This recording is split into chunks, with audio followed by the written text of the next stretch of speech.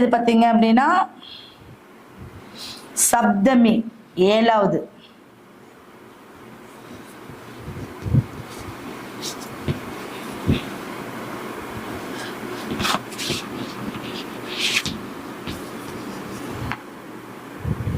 சூரிய லக்ஷ்மி பலம் பெற்றவங்க.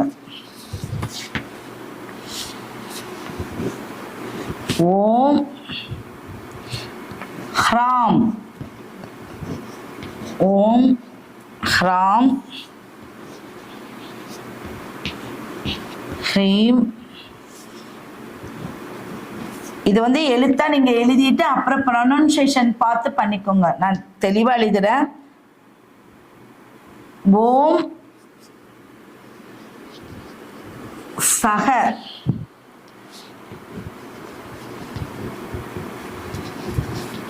சூர்யாய நமக்கு, சூரியனோட அம்சம் பொருந்தியவங்க.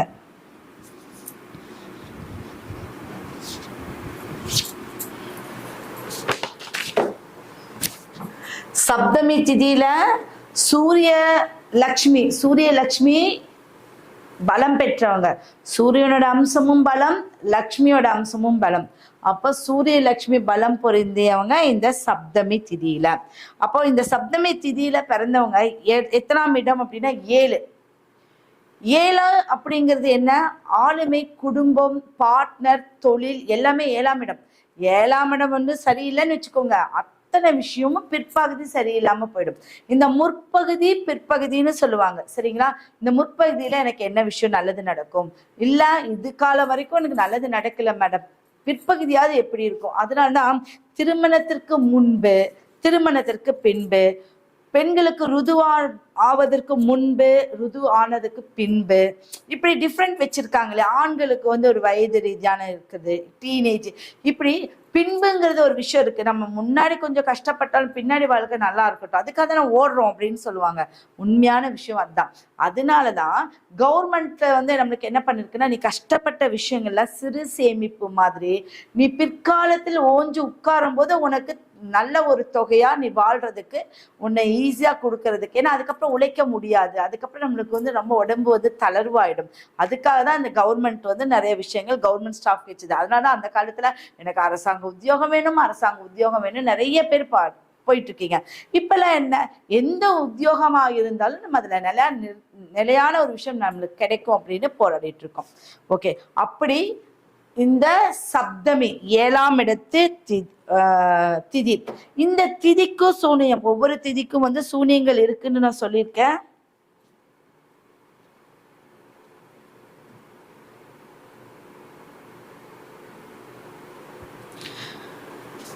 நம்ம எல்லா திதிக்கும் சூனியம் அப்படிங்கிறது ஒண்ணு இருக்கு. அந்த சூனியத்திலிருந்து விடுபடுறதுக்கு தான் நம்ம. அப்ப சூரிய லக்ஷ்மி அப்படின்னா இந்த சப்தமி திதியில பிறந்தவங்க வந்து சூரியனார் கோயில், சூரியனார் கோயில் கும்பகோணம் சைடு இருக்கு இல்லையா, சூரியனார் கோயில், அந்த சூரியனுடைய கோயிலுக்கு கண்டிப்பாக போக வேண்டும்.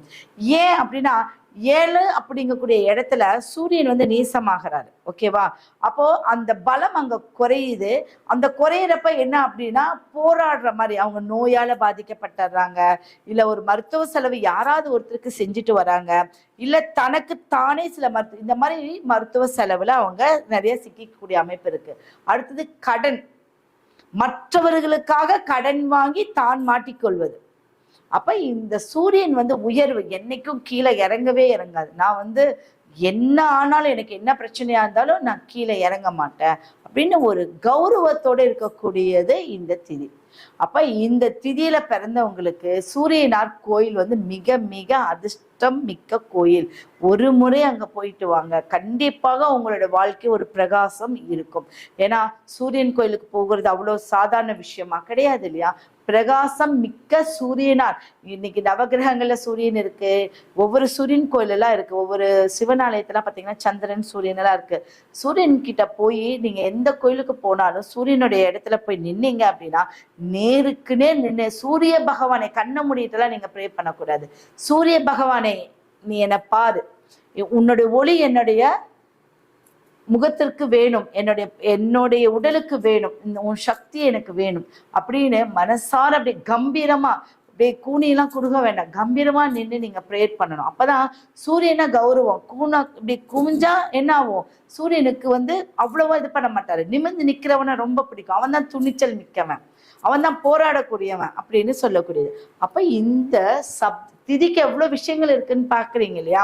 அப்ப இந்த சப்தமி திதியில பிறந்து இந்த சூரியனார் கோயிலுக்கு நீங்க போகணும். சரியா? சரி, இப்போ மந்திரம் ஓம் ஹ்ராம், ஹா போட்டு ராம், ஓம் ஹ்ராம் ஹ்ரீம், எல்லாமே ஹால வரும். ஹா ஹா அப்படிங்கிறதுல வரும். ஹ்ரீம் ஹ்ரௌம், சம் சக, புரியுதுங்களா? இது சக, தெளிவா எழுதுற, சா ஹா, சக சூர்யாய நமக, ஓம் ஹ்ராம் க்ரீம் க்ரௌம் சக சூர்யாய நமக. கண்டிப்பா நீங்க இது எழுதிக்கோங்க. இது நான் ஏன் கொஞ்ச நேரம்லாம் விட்டு அழிக்கிறேன் அப்படின்னா, நீங்க எழுதிக்குவீங்க, அதை நீங்க நோட் பண்ணிக்குவீங்க. எல்லா திதியும் எல்லாருமே எழுதுங்க. ஏன்னா உங்களுடைய குடும்பத்தார், உங்களுடைய ஃப்ரெண்ட்ஸு, உங்க கூட சகமா வேலை செய்யறவங்க, அவங்களுக்கு எல்லாத்துக்குமே நீங்க ஹெல்ப்ஃபுல்லா இதை நீங்க கொடுக்கலாம். புரியுதுங்களா? இது இங்க எழுதிக்கிறது ரொம்ப நல்லது. எனக்கு நிறைய ஃபோன் கால்ஸ் வருது. இப்போ இந்த லைவ் செக்ஷன்ல பார்த்தீங்கன்னா சில விஷயங்கள் நம்ம அப்படியே கண்டினியூவா சொல்லிட்டு வந்துட்டு இருக்கோம். அப்போ இந்த கண்டினியூவா சொல்லிட்டு ஒரு விஷயங்கள் ஃபோன் கால்ஸ் அட்டன் பண்ணால் நம்மளுக்கு கண்டிப்பா சக்ஸஸ் கொடுக்காது, அது அப்படியே ஸ்டாப் ஆகிடும். ஃபோன் கால்ஸ் எடுக்கிறதுக்குன்னு நான் உங்களுக்கு லைவுக்கு வருவேன். நம்ம கேள்வி பதில் நேரம் வரும், அந்த டைம்ல எனக்கு கால் பண்ணுங்க. உங்களோட கேள்விக்கு நான் கண்டிப்பா உங்களுக்கு திருப்திகரமான ஒரு பதிலை நம்ம சொல்லுவோம். சரிங்களா? சரி, இப்போ இந்த மந்திரத்தை ஃபர்ஸ்ட் எழுதிட்டீங்களா?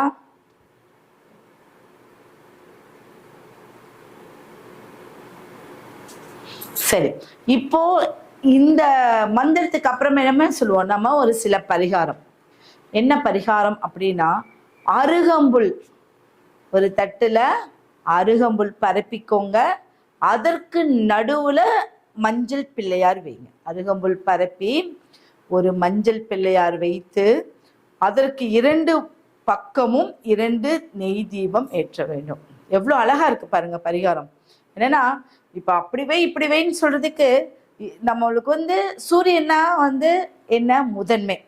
அப்ப முதன்மை யாரு? உங்களுக்கு விநாயகர். அப்ப விநாயகருக்கு உகந்த என்ன விஷயம்? அருகம்புல். புரிஞ்சுதுங்களா? அப்ப அருகம்புல் தீபம் அப்படின்னா அருகம்புலையா ஏற்றி தீபம் வைக்க முடியும்? கிடையாது. அருகம்புல் ஒரு தட்டுல அழகா பரப்பி அதுல ஒரு பிள்ளையார் பிடித்து 2 பக்கமும் நீங்க தீபம் வைத்தால் இந்த சப்தமிக்கு சூரியன் லக்ஷ்மி தேவி இவங்க 2 பேருமே பலம் பெறுவாங்க. அப்போ சூரியனுடைய ஆதிக்கமும் வரும், லக்ஷ்மி தேவியுடைய ஆதிக்கமும் வரும். ஓகே, சரி. அடுத்தது என்ன பண்ணணும்? அதே அருகம்புல்ல மஞ்சள், நீங்க ஆண்களா இருந்தால் மஞ்சள் நீங்க ஆட் பண்ண வேண்டாம், பெண்களா இருந்தால் மஞ்சள் விட்டு நல்லா நைஸா அரைச்சு உடல் உங்களோட திதி அன்னைக்கு, இந்த சப்தமி திதி எப்போ வருதோ அது தேய்பிரையிலையும் வரும், வளர்பிரையில வரும். இந்த திதி அன்னைக்கு அந்த அருகம்புல்லுடைய பேஸ்ட் வருது இல்லையா, அருகம்புல்லை அரைச்சு அதை உங்க உடல் முழுக்க நீங்க பூசி கரெக்டா ஒரு 10 நிமிஷம் 11 நிமிஷம் உங்களுடைய அந்த உடல் பூசி நீங்க குளிரையில இருந்து, என்னுடைய தேகம் பலமாகணும், என்னுடைய தோஷம் நிவர்த்தி ஆகணும், என்னுடைய பாவங்கள் நிவர்த்தி ஆகணும், என் கர்மாக்கள் குறையணும், இவ்வளவுதான். என்னுடைய குலதெய்வத்துடைய அனுகிரகம் எனக்கு வேணும். சிம்பிளா முடிச்சிருங்க. இதை பண்ணிட்டு அதை சொல்லும் போதே அந்த 11 நிமிஷம் முடிஞ்சிடும். முடிச்சதுக்கு அப்புறமா நீங்க அதை குளிச்சுட்டு நீங்க அந்த நாள்ல இருந்து எப்படி இருக்குன்னு பாருங்க. அடுத்த நேரம் குளிக்கிறதுக்குள்ளேயே நல்ல விஷயம் நடக்கும். அப்போ பெண்களுக்கு மஞ்சள் கலந்து பண்ணும்போது மாங்கல்யம் நிலைச்சு நிற்கும், தேக ஆரோக்கியம் நிலைச்சு நிற்கும். ஏதாவது ஒரு பிரச்சனை இருந்தாலும் அதை நீங்க பெரிய லெவல்ல உங்களை பாதிக்காது, அதுல இருந்து நீங்க மீண்டு வரக்கூடிய ஒரு யோகம் உங்களுக்கு இருக்கு. சரியா? ஓகே, நம்ம அடுத்த திதிக்கு போயிடலாமா? இதுல ஏதாவது டவுட் இருக்கா உங்களுக்கு?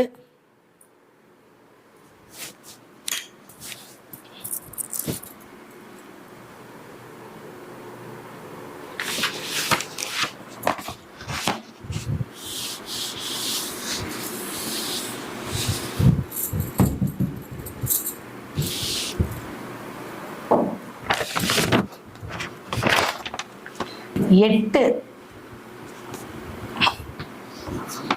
அஷ்டமி